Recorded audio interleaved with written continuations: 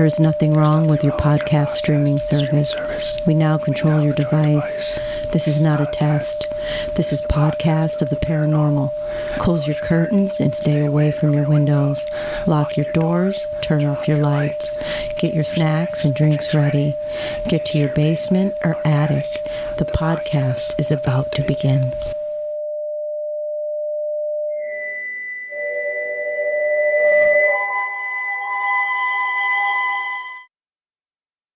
I'm Gabrielle, and I am here with Jeff. Hello. And Jody. Hello.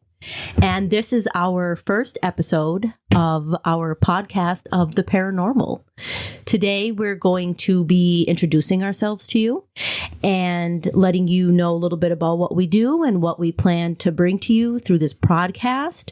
And we also plan to touch on some other topics. So I guess we could just jump right in, huh? Who wants to start and introduce themselves first? I think that's going to be you. Yeah, I totally agree with that. It has to be me. Yeah, I think it has to be you. We live in NEPA, or northeastern Pennsylvania. And we investigate here locally, but we do also travel within a few hours distance for our investigations at times. I personally have been a paranormal investigator since about 2009, both on and off, but mostly off. I did start investigating in college with a group at Penn State. Not that group, different time, different campus. But I did really jump back into it around 2019 when I was back in school for my master's. It was kind of my self-care at the time that I drug my husband, Jody, into with me. And I've always, since I was young, been interested in the paranormal, always exploring things in different ways. I really think that my love for all of this started with Scooby-Doo at a really young age. I also lived in a haunted house growing up, so there was always some kind of experiences going on. I'm also a licensed social worker. I'm working towards my clinical license at this time. So I also bring my social work perspective to our paranormal investigations. And what does that mean? I don't know. I'm just kidding. Well, no, that's a good point. Let's talk about that for a little bit. We can. What can that bring to our team, actually? So I view situations through the lens of broader social, economic, and environmental factors, and the ways that they influence not only individuals, but the communities as a whole. And I can even work that into when we're speaking to spirits and ghosts, right? Utilizing the social work values that we have. What were their situations in life? How might they be affecting them now in the afterlife? While also being empathetic towards, their situations, allowing spirits to have agency, dignity, worth, yet still remembering that the living are our clients. So that's kind of a balance that I bring here to our group. That's enough about me. Who wants to go next? I'll take it next. Hi, I'm Jody. I'm married to Gabrielle. She brought me along on this crazy adventure. I am, at heart, a skeptic. You really have to try to convince me to believe any of this kind of stuff is real. But over the past 5 years, I've had quite a few experiences, some which we'll get into eventually, but I can't discount what I have seen or experienced, and I'm just really happy to be jumping into this and kind of doing this as not only a hobby, but it's kind of like something I want to do with my life, to get away from the everyday, boring slog of work and whatever life brings your way. I totally agree with that. Oh yeah, I also graduated from Penn State University, and I got into this ghost hunting stuff from, that team, watching their show on television, because they kind of started a lot of it. They started it all, and then you had other shows coming on that were, kind of doing the same thing. So, it always kept me entertained But now that I get to do this stuff and I'm learning some of the tools and methods, I'm really getting into it. I really like it. So it's kind of been like a like a hobby, an excuse to get away and go on trips, and not only learn how to do this stuff, but also like you get some history of these places that you visit, which is really it's really entertaining. It's just something that you could basically add to your knowledge, basically. You know what I mean? It's like reading a book. But yeah, I mean that's pretty much what I got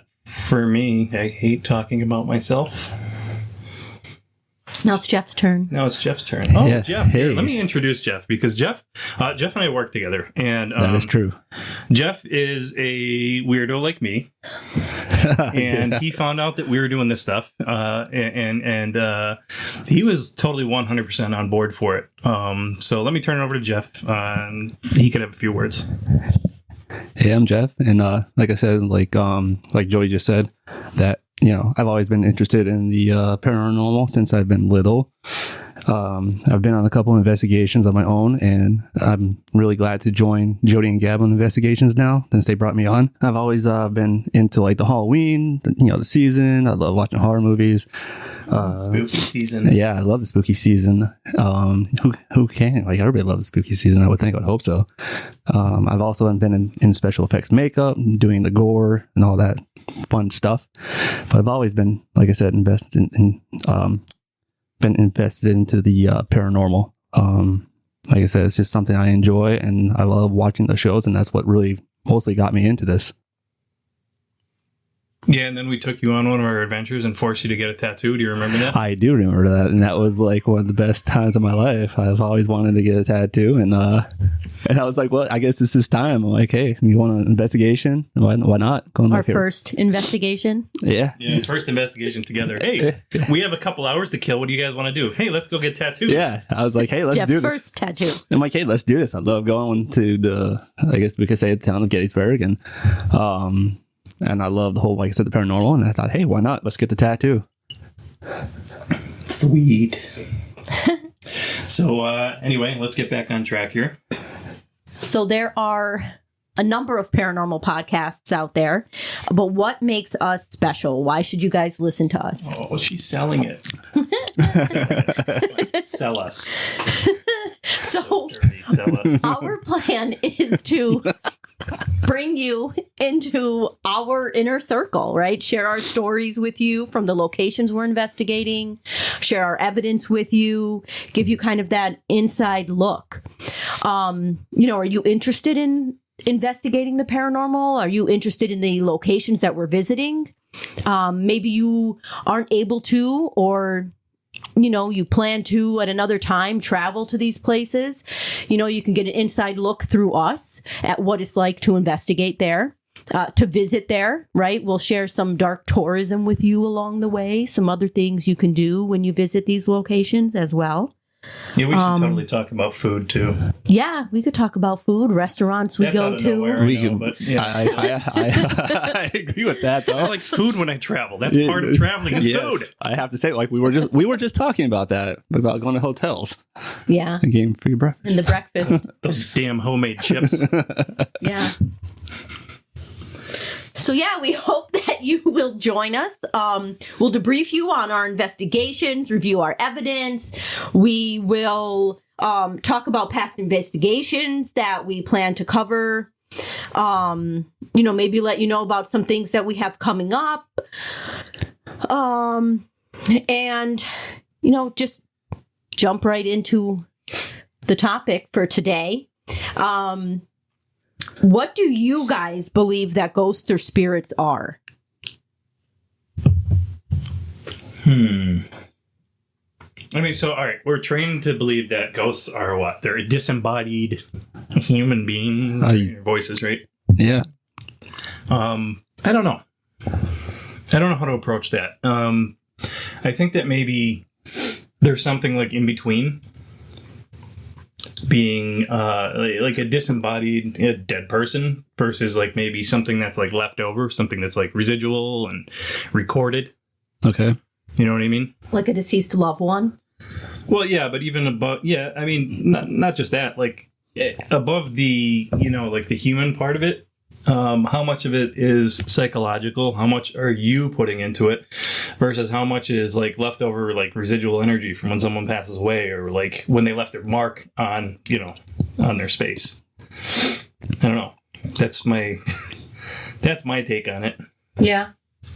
What about you, Jeff? What about me? I don't know. I mean, it's tough to say. It could be like what Joey was just saying. Like, it could be like residual. It could be like a repeating, almost like a record that person's attached to still. And it's just constantly just repeating itself over and over and doesn't know it's actually there. Yeah, so that's a good point, right? Is it there? Is it present? Is it what's the word I'm looking for? Is it intelligent? Yes. Is it responding to you? Is it just something that is left over and it's just kind of going about its business as it did when it was alive or whatever? We don't know if some of these things are alive, right? They could have just always been there. They could be part of nature, whatever. Mm-hmm. So Yeah. Yeah. What about you, Gab? 2 cents, Gab. Yeah, let's hear about you. Yeah, I agree, right? It could be the spirit of someone who's passed on, crossed over. It could also be something that we are creating or almost imprinting on an area or an object even, or like even a house, right? When I was in college, one of the first investigations that we would do was something we called Urban Legends Night. Okay. And we would split up into a few locations and we would go out and we would investigate. And it was kind of through that that I learned, that one of the places we would go to, there were all these urban legends tied to it, like the woman in white, the bride, the hitchhiker. Yep, all the classics. But then when you would start digging into the area, you couldn't find anything to support these claims of what people were saying was at this location. So it's almost like people were going there with these intentions and like leaving some of them there, some of that energy. And then people are going there after and they're kind of picking up on that when they're looking to investigate these areas as well. So it's like a recording over and over and over people. Yeah, in a way. Well, more, not really a recording, but an imprinting. Yeah. I think what Gab's getting at, right? Yeah. It's from people visiting with that idea in their head of what's going on there and kind of creating that, leaving that imprint of what's actually going on. Yeah. Or what people are claiming is going on at those locations. Yeah, it's not so much like the energy of the spirit that you're picking up on, but the energy of the people that have visited there in the past and, the intentions that they brought with them as well. Yeah. What about talking about different grief theories or customs that we have? Yeah, that's an interesting one, right? Because people are so willing to want to reconnect with loved ones that have passed away. Yeah, there was a whole, I guess you could say religious movement about it, right? Spiritualism. The spiritualism movement. Yeah. Yeah, so, they're so desperate to basically be in contact with people that they've lost out of grief. And they are willing to, a lot of times, jump right into like this belief that what they're experiencing is like 100% their loved ones, right? Which a lot of the times, it comes down to someone taking advantage of these people. That is true. Yeah. So, you have to kind of approach all this stuff with a, like an open mind, but you don't want to be putting on a show for people. Yeah. Which was a lot of these people in the spiritualist movement did. Yeah. They had the photographs, like, the ectoplasm in the air and stuff like that. What was that, Gab? I think you know what they did there? Cheesecloth. Oh, and where would they put that? Cheesecloth? In their lady pocket. Their lady pocket. And then what would they do? They would pull it out during the investigation. Oh boy. That's a... Yeah. Yeah. and people didn't think that was weird. Well, people didn't, I mean, they were really good at hiding it, I guess, huh? people didn't really know that's what they were doing. Like, they weren't telling people. They were good hiders. Yeah. And then we had, the sisters, right? The sisters that tapped. Yeah. Yeah, they used to, They pranked their mom and started a movement. Yeah. And started tapping their toes or cracking bones. Hey, whatever works. Yeah. Do you know about that, Jeff? No, The Fox sisters no, that started I don't, actually. You could actually... So they started the spiritualist movement, basically. It was two sisters, and they, at night, would throw apples and things on the floor. And then people would come running in to see what the noise was. They had convinced their mother, the other people in the house, that it was spirits that they were able to talk to. There would be knockings and rappings, that they would be able to intelligibly communicate with the spirits in the home. And then they would,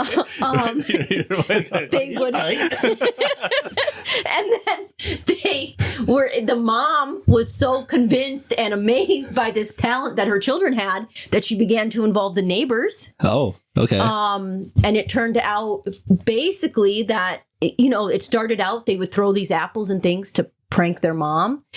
And then it kind of escalated into this whole spiritual movement that was basically started on the belief that these girls could truly communicate with spirits when, it was knockings of their joints and their toes. It was different times back then, too. There's no cameras around constantly, no recording devices around constantly. So who is going to prove the wrong? There's no evidence to go back and review and look at and say, hey, no, these girls might be doing something here. So yeah. But I think it was later in life. I don't remember if it was one of them or their older sister who they eventually ended up traveling with as well. I don't know if she had disclosed what was actually going on or if they later in their lives disclosed what was going on. But yeah, they had started the whole movement. I mean, they were kind of the start of it all because they were just pranking their mom, and it kind of escalated, grew into this whole movement. Yeah, and that's not why we're here. We're not here to just do all over everybody and say, hey, all this stuff is fake. You know what I mean? Yeah. Because, we've all had experiences that are pretty, significant. And it's just, you have to be skeptical when you're investigating these sort of paranormal things. So yeah. And I mean, while, what they've done may have not been factual, it still did lead to a whole movement and a number of theories and methods that people are still using to this day to investigate. All these techniques and devices now to research all this stuff. These people started that, so yeah. And then we could just jump back into grief theories, different customs from around the world. There is something that's called the global dimension. It's a worldwide belief. It's a biological experience of death and dying. Everyone shares it, everyone around the world. We all share the emotions of sadness, of the loss that we experience. And that kind of ties into how we not only experience loss and grief, but then also how we go through our grieving process. Yeah, and everything that comes after that. Yeah, everyone's customs, every belief, every tradition that you might have around that. And in our Western world, it's kind of something, you believe you can maybe escape, right? You're kind of living your life with that thought that you can escape the end. The Western belief, we believe, it's better to live a short life, go to heaven, than have a long life and go to hell. This kind of goes against the non-Western beliefs. They believe that death before old age is a disruption of the normal course of life. That's actually brought out by evil spirits or different types of sorcery. And They even have medical evidence that the cause of death would be due to infectious disease, but they still have the belief that it's through either evil spirits or sorcery that causes these people to pass. Evil spirits. Evil spirits and wizards and sorcerers. It's always that. It's always that, yeah. Yeah. And there's even the Christian belief that the deceased, they're believed to go to heaven or go to hell or purgatory. And, in these Christian teachings, even, they state that it's God who's determining your location. Once you are deceased, once you're in the afterlife, after your judgment, he's kind of the one who's determining where you go. It's not really something. I don't like that. Yeah. Yeah. I'm kind of scared now. So once you're dead, that's it. The guy in the sky with the beard tells you what you get to do. I'm gonna ask for forgiveness. Can't lie to God, Jeff. The Almighty. He knows everything.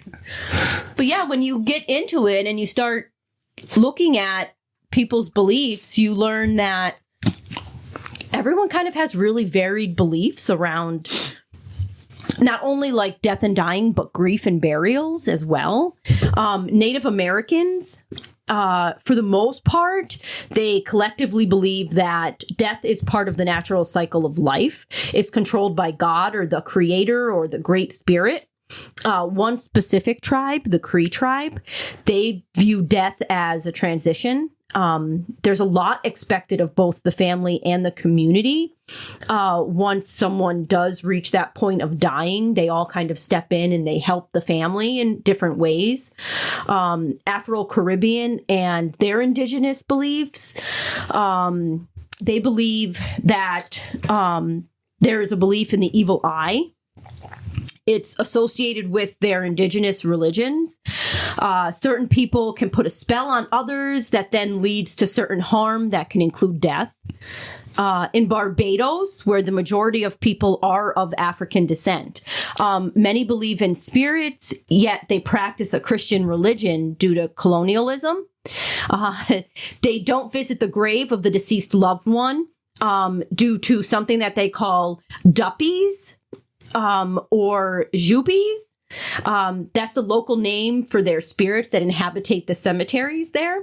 So these spirits come out at night, and the spirit of their wake or the practice of their wake or their gathering that actually doesn't occur until after the funeral because of their strong belief about these duppies or jupies. They believe that there are spirits there. And if they go prior to the wake or the funeral, that these spirits will be there waiting. I'm sorry, duppies or jupies? Yeah. Duppies, like guppies. Guppies? Mm-hmm. Okay. I mean, it sounds familiar, doesn't it? It should be tied into another word or something like that.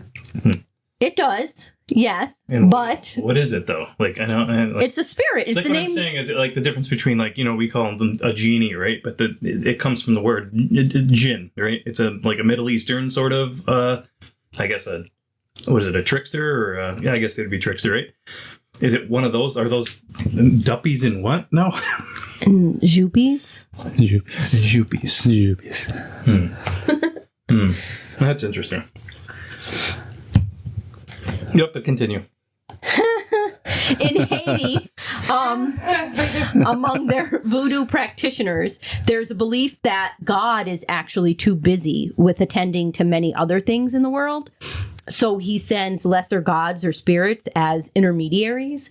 And this is actually where the voodoo priestess comes in at the ceremonies for the burials, for the funerals. Okay. They actually communicate with in Haiti. Among voodoo practitioners, they have the voodoo priestess or the priest who steps in and they act to communicate with the intermediary spirits. In Puerto Rico and Cuba, they have a belief known as espiritismo. I think I'm pronouncing that correct. The existence in a supreme God, also in good and evil spirits. They're able to influence health outcomes and other aspects of people's well-being. The practice involves things like ancestor worship and communicating with dead loved ones. kind of. Okay, so you see that in like the Philippines and stuff like that. You see that in a number of places, right? Mm-hmm. African traditional beliefs, they don't believe in a heaven, a hell, or an afterlife, which I thought was super interesting. They actually have, from all the ones that I've researched and learned about, they have the most interesting beliefs to me. Okay. The deceased person will only exist among ancestors in something that they call the other world. Ancestors are worshipped, they're venerated, they're respected by their loved ones. Is this like something that we saw in like, what was that Marvel movie? Black Panther? Right, where they visit their deceased loved ones and they could kind of commune with them. And, Not really. I mean, maybe in... we're talking fiction here, people. You know, what fictional Marvel movie that I'm comparing this against, but... Yeah. But yeah, so they believe that there is something called the other world. And then there are also different rules for those who pass away as children that go into the other world. Because of their young age, they don't consider them to be ancestors, and they actually serve a different role once they pass away. So the ancestors are believed, they interact with the living, they're discussed at special occasions, at family events, they continue to hold space for them in their lives, even after they pass away. They're served first, they spill libations onto the ground when they have family events, when they have holidays, they tend to remember them through this type of, spilling of the libations for them. There's a belief in reincarnation, which I also thought was really interesting. So they will return as another human life form, typically children in their own families. And then you will see that our cat is on the table now. We are getting interrupted. we Hello, kitty. We have animals and There are animals everywhere. At least she's not snoring. And the dog's not passing I gas. promise you, if you keep listening to this podcast, you will hear the cat snore at some point. So the interesting thing is, right, they believe that there is reincarnation, that typically you will return as another human life form, typically children in your own family. And the traits of the children at birth, they actually reinforce this belief when they resemble their beloved ancestor who has passed. They actually have names like Ayabo, which actually means mother has returned. So they even tend to name their children things like this to symbolize that they believe that their ancestors are back in another form to kind of, stay within their family units. There is also the belief within the African traditions that crying, denying yourself daily pleasures, wearing black, shaving your head. These are all ways that you express sadness during your bereavement. I mean, that makes sense, right? I mean, if you're depressed, then you tend to withdraw a little bit when you're depressed, right? Yeah, so it's kind of like they're recognizing that. Yeah. But I feel like it's so different to our beliefs here, like our Western beliefs, right? You're almost like inwardly you grieve, right? Like within your family, within your home. Yeah, you bottle it up until it turns into cancer. Yeah. But then when you're outside of your home, you kind of put on this show and this face. Right. But it's almost like acceptable to act this way in public in their traditions. If they see you out in public and you're not wearing black and you don't seem sad, they're kind of beginning to question your grief, which I think is really interesting. It's so different to our belief. Wear it right on your sleeves there. That's what they want. Yeah. Yes. They want grieving people to grieve. Yeah. Yes. Oh. What an idea. Right. I mean, imagine if that was something that we could embrace here in our traditions as well. Yeah. There is actually one group, the Ashantis of Ghana. They have burial rituals that include offering sacrifices on behalf of the deceased in the ancestral land. It's appeasement to the ancestors. Okay, hold on a second. What do you mean? Like, what kind of sacrifices are we talking about here? There goes Jeff. Jeff goes right to the doctor. Pull their hearts out. They're not doing that, right? No. Well, I don't think so. No, I don't think that it's like human sacrifices. I think they don't human sacrifices. I think it's more like you're offering a sacrifice, like perhaps within yourself. So it's like, is it like an offering where you leave food or something like that out? Or is it like a sacrifice where you're giving something up in your life, basically? It could be giving something up in your life. Like when you're Catholic, right? And during Lent, Yeah. right? What I read didn't go into the specifics of the sacrifice. No, you got some work to do. Yeah, you do. You gotta do some research. 'Cause it sounds like we could have like a whole episode on some of these, huh? We can Yeah. break it out. They're so they take these proactive measures to ensure that there's no harm that's brought on the living from what they believe to be called the living dead. There is Interesting. also a group in South Africa. Jeff's eyes lit right up. He's the zombie guy. Yeah, I'm the zombie guy. Loves Like it. when he said "Let me down," I was like, "Wait, whoa, hey." This is an audio podcast where we get to use our sexy voices. So whenever Sexy. Jeff rolls his eyes, or I'm gonna have to emote over audio. You do. Let him know. I'm actually shocked you caught that. My eyes, Yeah, his eyes lit right up. they lit right up. I guess. Nice. Yeah, Guy like zombies, yeah, nice and blue. dead reanimated people. Are zombies ghosts, Jeff? That's all. Everybody knows me as like the zombie guy. Yeah, have you seen that thing online where they ask the question? Ooh, sorry. Can Punch that mic. can you get a ghost and a zombie from the same person?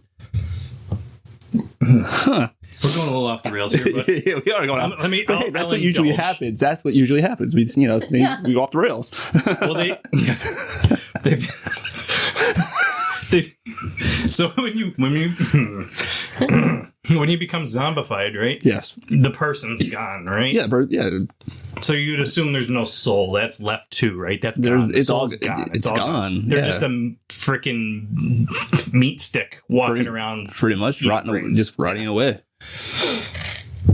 So where does the ghost go? Do you think the ghost is like hanging out, being like, "Holy fuck! Like look what I've become. I'm eating that lady's head now." It's like, don't. That's Why am I what eating? they Why? say. It's like, why am I eating this? Don't eat that. Eat something Yeah. better. That's what they say. Like the ghost hangs around and watches the zombie and is like, "What the heck are you doing?" it's a very deep conversation here. that could go like in very long distance like conversation here. This could go along. That one could go. This could yeah. go all night. Yeah, mark that one down. Yeah. Yeah, Yeah. just taking notes. We're gonna bring that back as a whole other episode. Amateur We'll circle it back. podcasters over here. This is our first episode. It is our first. We're giving herself ideas. I hope you enjoy. Do you guys want to hear more of different customs? No, I'm good. Okay. Yes, please continue. I don't have to if you No, want to. that's fine. No, I only have two left. I saw learning stuff. Jody's eyes lit up. When I said there was more. I'm learning stuff. I like to learn things. I don't like to read. She likes to read. I know. Yes, you told me. Yes. I like I to read. don't like to read. I like to read audiobooks. I mean, does that count as reading? Yes. Don't look at me. I'm not going to get in the middle of this. I mean, does it count as reading or is it like you're listening? It's reading. It is reading. Yeah. I wouldn't be able to read the books otherwise. So like if I'm like working, I wouldn't be able to work and read a book at the same time, right? But I could work and listen to an audiobook. So I That is love true. it. I Yeah. love it. I'm reading. In my brain, I'm reading. Yeah. Anyway. So you want me to go back to my last two? Yes. Hold Yes. on one second. I have one more thought. No, I'm joking. Go on. You could. You can just finish this. I've interrupted you. Do you guys want to read them? I don't read. You're doing very well. So, two left. We're gonna two follow your left. lead, all right? Within Maybe you the, could teach me how to research one of these days. well, I don't know because you make fun of me when I use that word. Do you really? Well, I googled that. I don't just Google it though. I mean, I literally do research on Yeah, it. you do have access to like publications and stuff like I that. Yeah. I really feel this is picking up now. Yeah, Picking up. we hit a stride. Picking up. We Yep. could have tried. This is what we do. Gabrielle's the researcher here. Like She very, is. very good at that stuff. Yeah, she is. Jeff's our creative guy. I am. I am not creative. I'm I just kind of a like to. doer.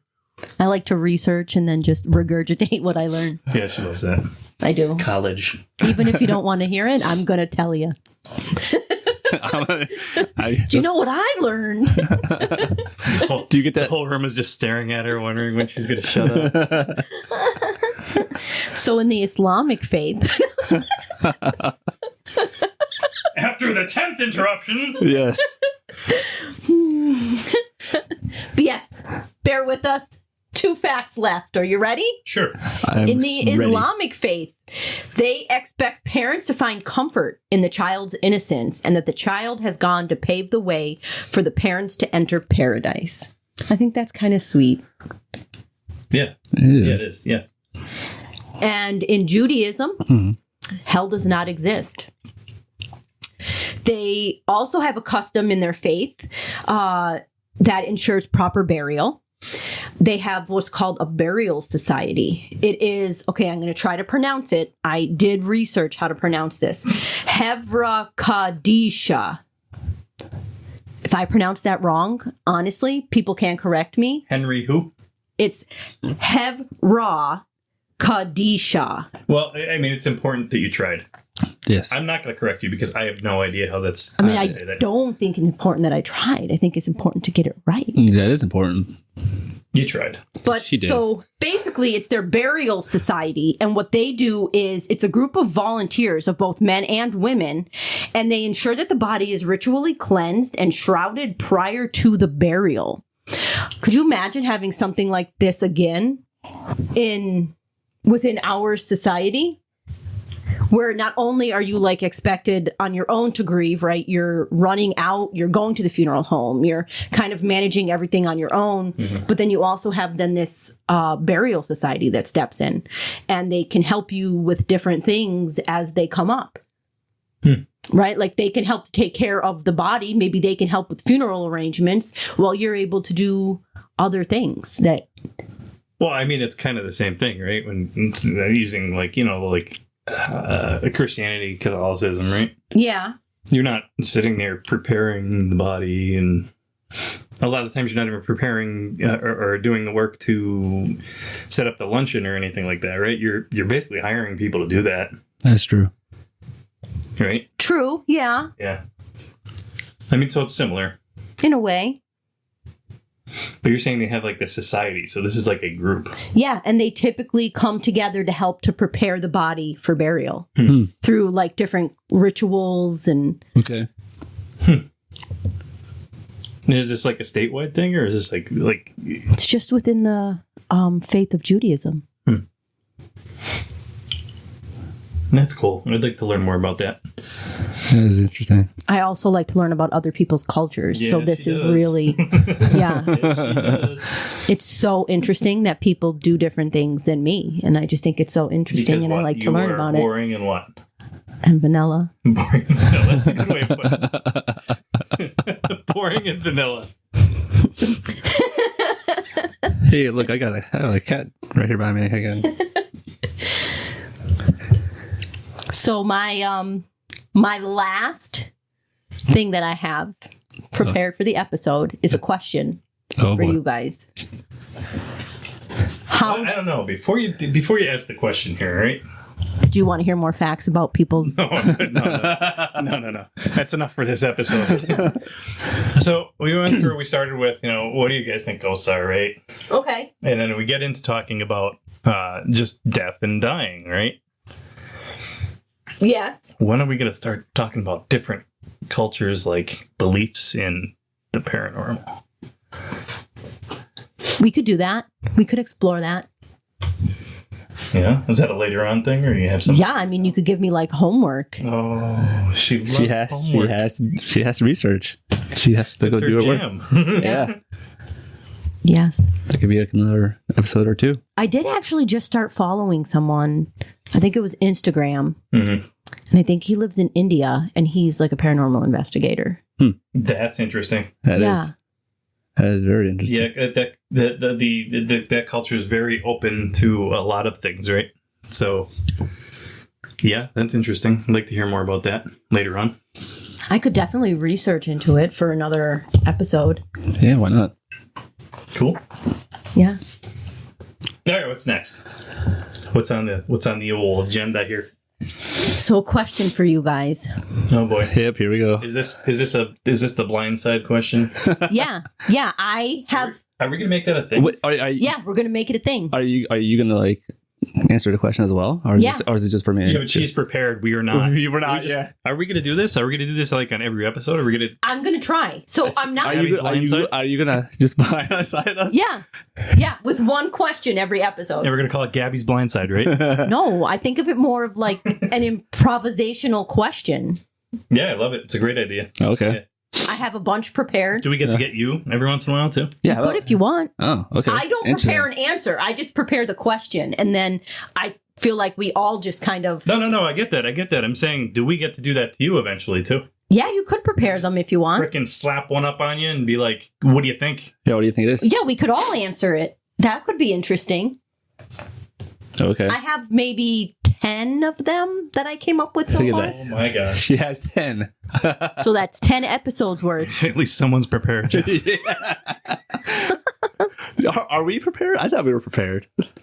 Nah, maybe not. I think we like to talk. Yeah. Jeff has notes. Well, hey, Jody doesn't. That was just like right now, like I'm before we right all now, started. Waving my head. He's rolling his eyes. Dear God.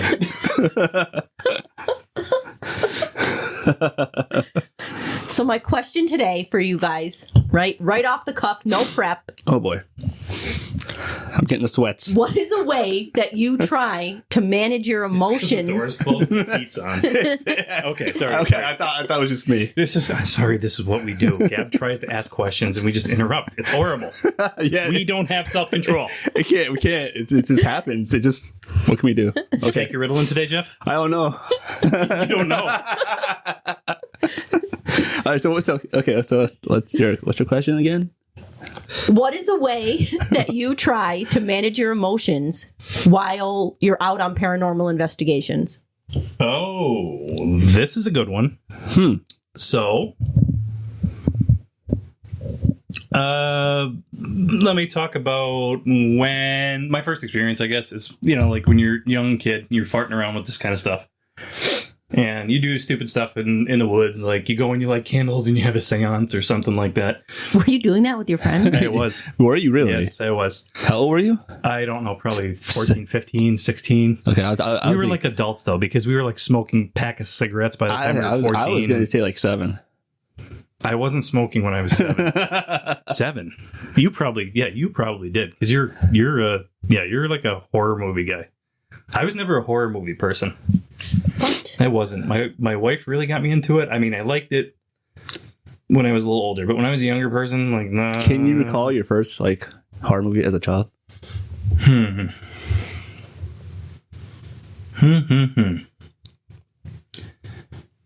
God, Killer Clowns from Outer Space was like the first one that comes to mind. I literally just looked at the box that's sitting on my shelf here. Oh, you do? And my God, that terrified me. Them peeling the cotton candy off the faces and the bloody... Yeah. Oh, my God. Little popcorn... Little popcorn freaking caterpillars that would turn into little jack-in-box thing. Oh, I hated that. I watched it every single time it was on. Did it give you nightmares? Yeah, of course it did. Horrible. But anyway, so like doing stupid stuff in the woods when you're a kid, and like you talk to spirits and stuff, and you're just really goofing around. There's no scientific method for it. You didn't have any devices. You were just talking to yourself in the woods, right? Then the wind would blow and the candle would blow out, and you're like, oh my God, what do we do? Like that's like back then I was terrified, but it was like a thrill. You did it to be terrified. Now that I'm like older now and I'm starting to do this stuff, again, using a scientific method. When I say scientific method, it's like all the tools that are available to us. Everybody knows them, right? You have the K2 meter, and you have your REM pods, the EMF, spirit box, all that stuff. Like I'm not as scared of it as I used to be, because I'm able to put myself in a place now where I can put myself in a state where I'm looking at it more objectively, right? I can think of a time, when we were all at that local place we go to here, and I had gotten my emotions. I could not control them, and you guys were like, "You need to stop it because you're scaring us." Yeah. I do recall that. That happens. Yep. I do recall that. Yeah, we had to basically run out of there late at night. It was dark, and I wasn't scared, but she was terrifying me. Yeah. I mean, but like, I do have to agree with you on the whole being in the woods as like, teenager, or you're going to like abandoned places. And back when you're like a teenager at that age, it seems like, oh my God, like You're doing it oh yeah, like for adrenaline. yes, yeah. You're doing it for that dopamine that's flooding through your brain. Right? Yes. And now like being like, as of my age now, Don't let Jeff fool you either. He still does it for that shit because I've seen him do it. not all the time. He giggles a lot. Do I? Yeah, a little bit. Yeah. But no, like even now at this age, like, it's more like I'm more calm and I'm more relaxed in the situation, in the environment. But then sometimes it does, like something might happen. How about when you first started doing investigations with us versus now? Ooh. So to put that in perspective, that's about a year now. Has it been It's been about a year. I would say maybe about a year. Yeah. I don't know. I mean, like, probably it's a lot more calmer with like being with you guys. I agree. Yeah. You were giddy as shit when you first started. Oh man, I love, like I said, I love enjoying doing this kind of work and doing this kind of investigation stuff. I love paranormal. So I've always been, like I said, as a child, like I've always been wanting to know what's out there, if it's true, if it's real or not, So what was your first scary movie when you were a kid? How old were you and what was the first movie? Oh my God. I could recall this. It was Poltergeist. Oh, that's a good one. And I was young. And I remember the whole scene with the clown in the kids' boys' room. Clowns now. Back to clowns. Yeah. And that really freaked me out. And then, growing up, like we actually had a clown that kind of looked like that clown from the movie, and I hated that thing. Hated it. And how old were you say? How old was I when I saw that? I was roundabout. I want to say, God, that was probably like maybe 6, 7. Yeah, not a kid's movie. Did you watch it as an adult, and was it as scary as you remember it? I did watch it as an adult. It's Spielberg, right? So it's like cutesy paranormal. There's no way I watched it, but yeah, it didn't affect me the way it did when I was a child. But like I said, like the clown thing, yes, because like we had growing arms. Yes, it came up. Yeah, and then like I said, growing up, like we had a stuffed clown that looked exactly like that, and I hated that clown. Everybody had one of those when they were a kid. Their parents were like, "Yep, this is the gift we give our kid when they turn like 6 or something like that." Yeah, the clown that sits in the rocking chair in the corner of your room. Yeah, really. And then you go watch that movie, and you're like, "Oh my God, I'm gonna die." And then my parents found it eventually when I was a little bit older, and then they put it in my bedroom. And I remember throwing it. Childhood trauma. Yeah. He still has it in his bedroom now. He probably does. I do now. Now I do. Because like... Mine was Pet Cemetery. Oh, really? Yeah. And I think... You're breaking away from the clown theme here? You are. Yeah, I am. I am also afraid of clowns. But how old were you when you saw that movie? Probably about 6 or 7. Okay. My mom liked horror movies, and she liked scary things, and she was kind of like my gateway into everything. Okay. And so at night, she liked to stay up late, so she would be up watching a scary movie, and if I came down, she would have it on, and I would sometimes be able to watch them with her. Sometimes, she'd like shoo me back up. But that's one of the first scary movies I can actually remember watching. And I know I was too young to watch it. And that's not just scary. That's like a psychological mind fuck too, right? Because it's basically like, oh yeah, it's like a I don't know, like a changeling sort of story, isn't it? Like, I mean, I wouldn't go that far. The person is not the person anymore, right? They kind of go away and then they come back and they're different. Yikes. Yeah. Yikes. But that, I mean, here I am still, right?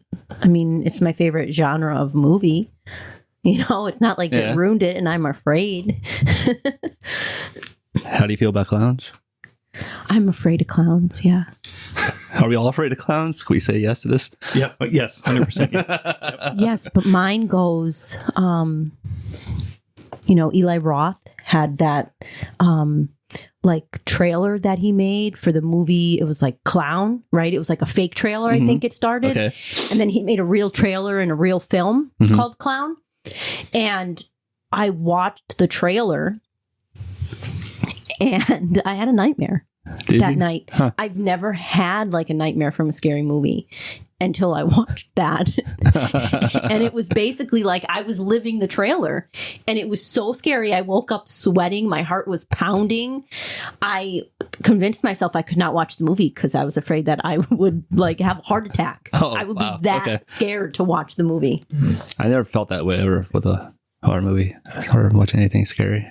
So I get myself worked up about a movie and I'll be You like... get worked up about a lot. But yes, I can work myself up about a movie and then I watch it and I'm like, oh, it wasn't that bad. Yeah, but I'd have to say my favorite horror movies are definitely like those like the paranormal supernatural type movies. Yeah. Okay. Yeah. I like those. Like the hell with the slasher stuff. Like it's fun, it's entertaining, but I really like a good paranormal haunting sort of movie, you know? Like a Paranormal Activity kind of style like that? Or Yeah, I guess so. Like not that like found footage as much, but yeah. I like the I'm Catholic, so I have a lot of my upbringing kind of like sculpted that. Yeah. So I like The Conjuring. I was gonna say, okay, I get Conjure, okay. Yeah. I like supernatural religious horror. Yeah, I think that's what I'm going for, yeah. Yeah. Like there's scary movies, but I feel like that one scares different. Okay. Yeah. All right. I'm just gonna go with zombies. Always zombies. Whatever the question. I've seen Dead Dead when I was like 10 years old. I remember watching that at 10 years old. And that was kind of crazy. How do you feel about jean jackets? Ooh, hey. Are we talking like battle jacket here? That is an inside joke. None of you get that. Nobody will never get that. Unless that person is listening. I wonder too, like, is there a correlation between how early you start to watch zombie movies and your appreciation for zombie movies? Like, if you watch them early, do you like them more than if you watch them later? Because I personally, like, Jeff loves zombies, right? He's a big zombie fan. And I personally feel like the zombie is the one monster that just always has to go, right? Mm-hmm. Like, you can't save the zombie. Mm-hmm. Right? Like they just always have to go. Like Dracula can be a vampire and, different monsters can do different things. But the zombie, all they want to do is eat. That's all they want to do is just eat constantly. Never stop. It's a curse. It's a curse. Anyway, so is everything a curse? Let's bring it back full circle now. So do you guys think, right, back to the question, right, at hand, how do you manage your emotions? Do you feel like paranormal investigating gives you this kind of like rush, like this like adrenaline that nothing else 100%. Matches? Yes. Well, I don't know about not anything else, but yeah. I say what matches it? Well, I don't ski because I will die. And I don't do anything that's like... I agree with you on that. Yeah, no. Nothing crazy that, gets my adrenaling going. Because I don't need a broken leg or anything. Yeah, well, that. And especially hitting a tree and dying. So, yeah, I mean, it's I want to say it's like my safe way. Yeah, I get that. To get that head rush a little bit. So I think it's interesting for Jeff's perspective too, because you had your first investigation with us like, what, 6-7 months ago? I'm trying to think. That was a Gettysburg, right? That was the Gettysburg trip, yep. So that would have been... June. That was June. Yeah, it was June. Yeah, that was June. Almost coming up on, yeah. Wow. Yeah. So, like, do you feel like it gives you a rush that nothing matches? Yes, I do. It does give me a different rush. Yeah. Yeah. It's just because he's weird, though. No, I think it really does. Like, no, are we all previously agreed? Yes, I think it does. It does. Like, it's fun. It is. It's a hobby. It's something to do. Yeah, I agree. I agree. And you're kind of like pushing boundaries too. Like it's safe, but you're not safe. You know what I mean? Like you kind of push that boundary of your safety. You kind of want to make it safe, but you don't want to. Yeah, you still got that little teenager inside you, right? That wants to Go into the woods with the Ouija board and candles with your friends and have seances. Yes. Jody feels that every day. He fights the urge every day to go into the woods. I'll do it right now. So How was that though? Like honestly, how do I, from your perspective, Gab? How have I changed from when you first started dragging me out to this stuff? Ooh, I have to listen to this one. I think it's really interesting to see how you have really taken to like certain methods to investigate. Like you like to go into the investigation without knowing the history of things, whereas I like to really research the history. And then, you know, we'll sit down and we'll do whether like it's a spirit box session or an Estes method, like not knowing the history, but you're hitting on things that are in the history and going above and beyond things that even I learned at times. Remember that, Jeff? That happened at Jenny Wade's house? We were like learning things that we didn't know. Yes. Yeah. Yeah. That was a great investigation, by the way. It was fun. That was. Yeah. Amazing tour guide too. The guy that stayed there with us. Yes. Yeah. Awesome. Yeah. Yeah. He was very cool. So he was able to fill us in on some of the stuff. We were picking up on the Estes on the spirit box, and he was giving us the history after the fact, and it was pretty interesting. That'll be another episode we'll get into. Yep. Yeah, that was definitely Jenny Wade's investigation. Yeah. Yeah. That's definitely its own episode or two. Part 1, part 2. Yeah. I feel like we could do a whole episode on just the history. Episode 1 now, and you're talking about 2-parters. How about a mini series? I'm sorry, we're not allowed to have more than 3 episodes. Okay, Jody. Bad. This is a limited series, folks. By Jody. I'm not limiting anything.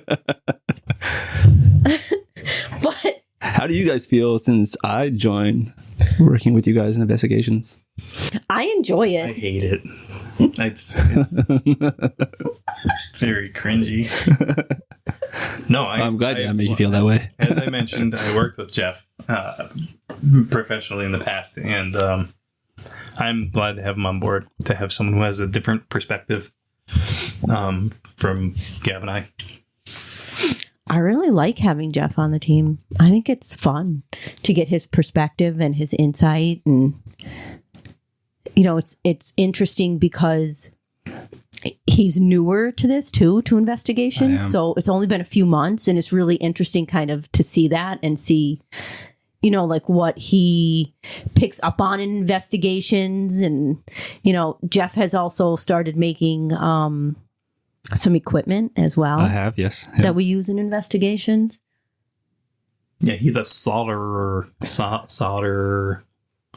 He could use this soldering iron. Soldering iron. I am not good with that stuff. Put a computer in front of me, I'll do whatever, but Jeff's the creative guy. He's good for the graphic design, and he's good for the, like building his little toys, but that is not for me.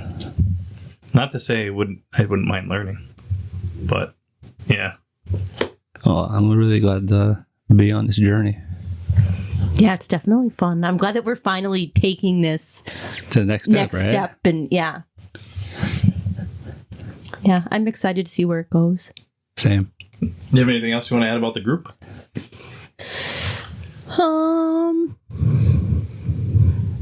I don't think so. No. We have an email or anything like that? You want to Facebook or Yeah, you can follow us on Facebook, Hallowed Ground Paranormal Research and Investigations. We're also at Instagram, Hallowed Ground Paranormal Research and Investigations. I have my own separate account on both, Paranormal Social Worker. I kind of tailor things to be more, aligned with social work values and beliefs. And as we go, we'll update like notes in the show notes and email addresses, anything like that as we get going. So yeah, we'll send links in there to different articles that I find for research and things. We are planning to have these episodes on a monthly basis, 1 episode per month at this time. So, check back next month. Stick around with us. We talk to ourselves in the dark, so you don't have to. Sit back and enjoy. We will. Don't do anything we would do. Yeah, don't do anything we would do. We would bring you along, let you know of our investigations, share evidence with you. So stick around, see what we have. You could just join us on this journey as we go. Yeah, join us on this journey. is this when we high five and peace out now? Sure. We throw our hand like Power Rangers. Power Rangers. All right, guys. Thanks for spending time with us. We're out. Adios.